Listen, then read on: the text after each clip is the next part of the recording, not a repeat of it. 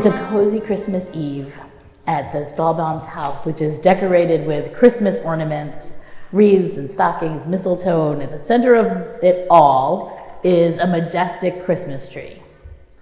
As the family prepares for their annual Christmas party, their children, Fritz and Clara, wait anxiously. When the guests appear, the party picks up with dancing and celebration. The toy maker arrives with an air of mystery and gives presents to all the children. Fritz is given a beautiful drum, but Clara is given the best gift of all, the nutcracker. Fritz grows jealous, snatches the nutcracker from Clara, and plays a game of toss with the other boys. It isn't long before the nutcracker breaks. Clara is upset, but the toy is fixed and a guest makes a small bed under the Christmas tree for her injured nutcracker. The party ends.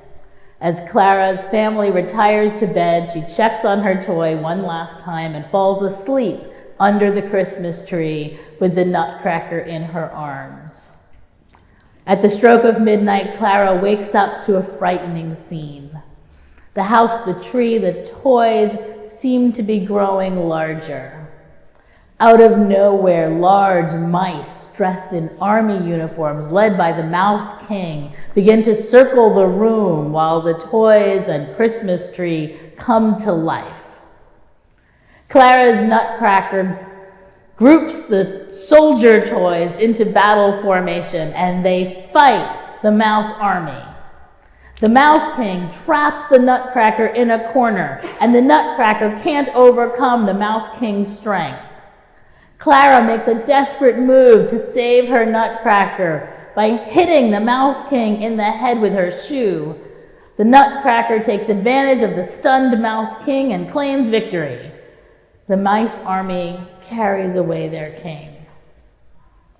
Clara and the nutcracker fall back into bed as angels hover over their heads. The bed turns into a magical floating sleigh. The nutcracker is transformed into a human prince. He gets on and he and Clara sleigh through the snowy forest where the snowflakes turn into dancing maidens. After their magical journey through the snow forest, they come to the land of sweets. Clara can't believe her eyes. Ladyfinger mountains topped with whipped cream, sweetly glazed flowers and buttercream frosting everywhere she looks. Upon their arrival, they're greeted by the Sugar Plum Fairy. As they reenact the night's events, the Sugar Plum Fairy becomes impressed with Clara's bravery and the Nutcracker's heroism. In their honor, the Sugar Plum Fairy takes them inside the Candy Castle and throws a lavish festival. They're treated like royalty and presented with every imaginable dessert. And then the dancing begins. Hot cocoa dances to trumpets and castanets. A giant gingerbread house opens her skirt and 8 little gingerbread children circle around her. Flowers enter to the tune of the harp dancing in mesmerizing patterns, and a single dewdrop floats above them. The Sugar Plum Fairy then enters the room lighter than air to complete the evening. Everyone bids Clara and the Nutcracker Prince farewell as she wishes the adventure would never end. And he tells her it won't, as long as she has eyes to see it. Clara wakes up the next morning under the Christmas tree with her Nutcracker still in her arms. The Nutcracker Suite is a fantasy. A very famous fantasy. A fantasy depicted as if from the mind of a child, but written by an adult. And every year at this time, thousands of us revisit it. Large dance companies report as much as 40% of their income each year is generated from that story alone.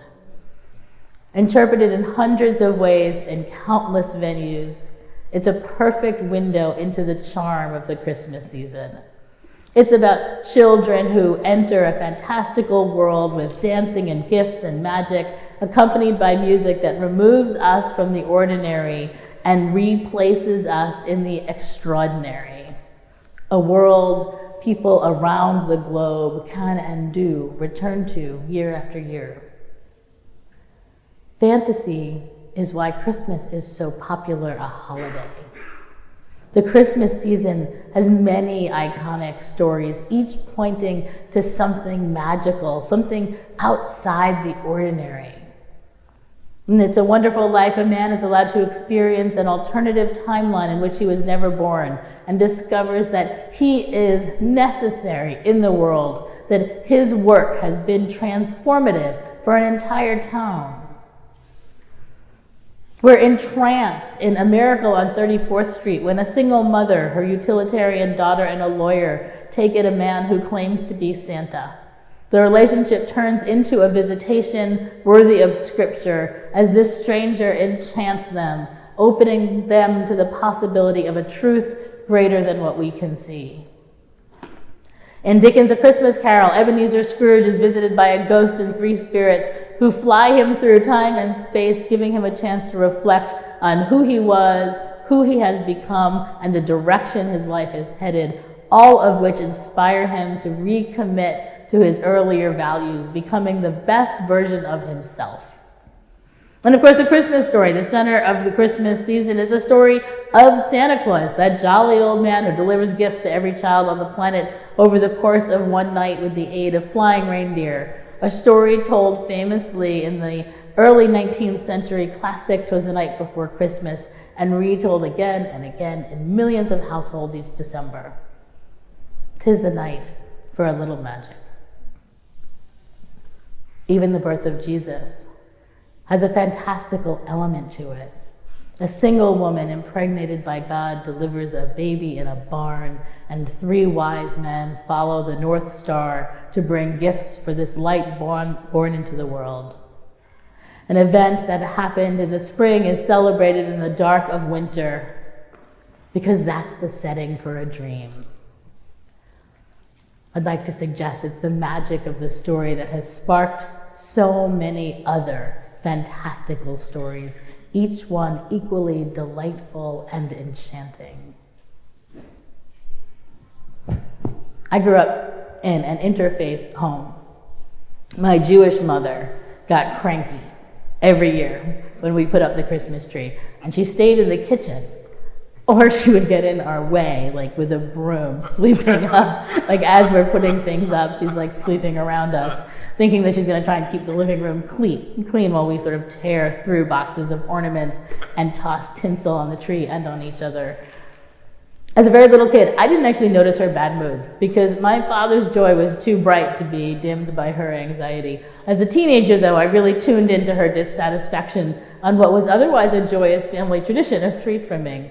I am absolutely sure that I greeted her with a few, "Come on, Mom, you're ruining everything" statements. But as an adult, I discovered something else.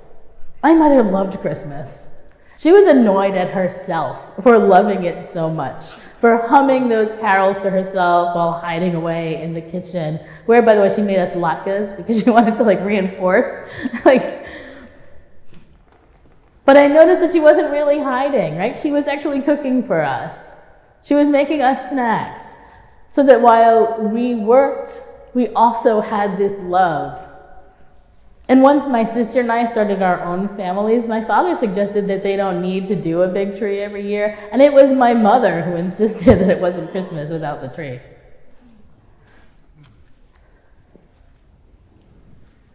My Jewish mother taught me that Christmas doesn't have to be about being Christian. It's about embracing a life of fantasy for just a few weeks. Those folks who are imploring us to put Christ back in Christmas, I actually think that they're onto something when it comes to the commercialism and the increased materialism being encouraged. But I also think they've missed something going on here. They've missed the magic the season inspires. Rather than focusing on one story, the season is about embracing great hope, about living as if anything is possible. And every year we wish each other a happy season. We sing joy to the world, and we tell stories of a jolly man who will deliver gifts and good cheer all over the world. Our own generosity buttons are pushed, and we buy toys for tots and food for banks and cover trees in mittens.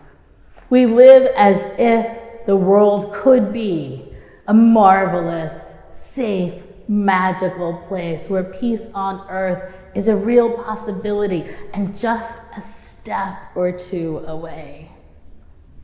And we revisit that fantasy year after year. I have a son at home.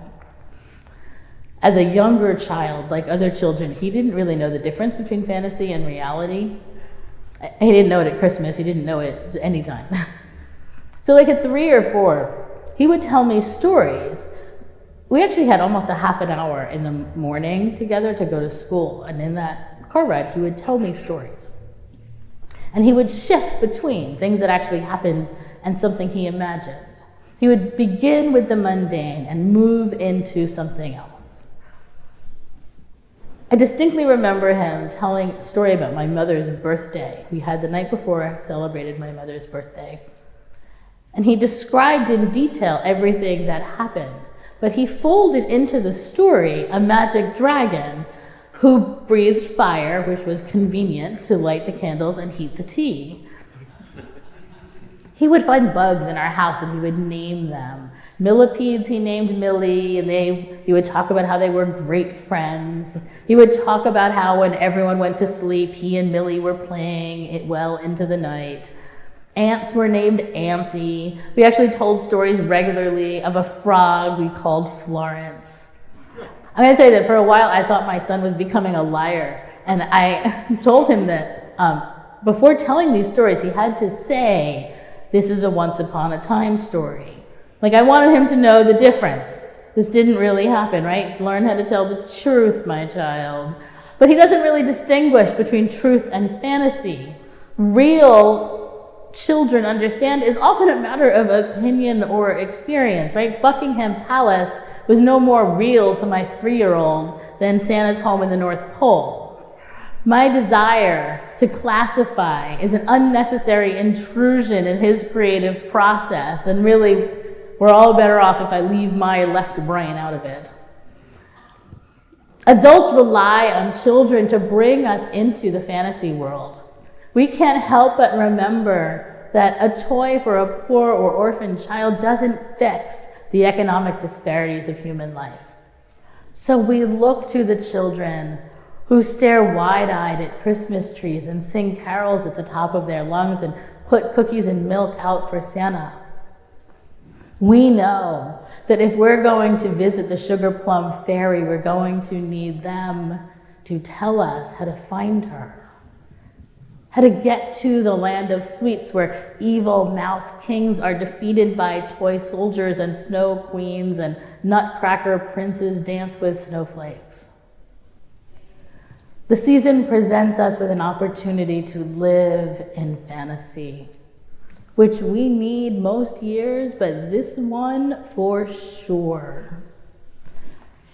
A little escape route.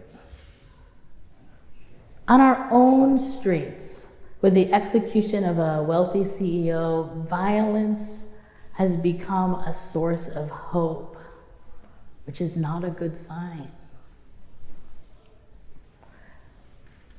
And so we need a break. Because it is also true right here on our city streets.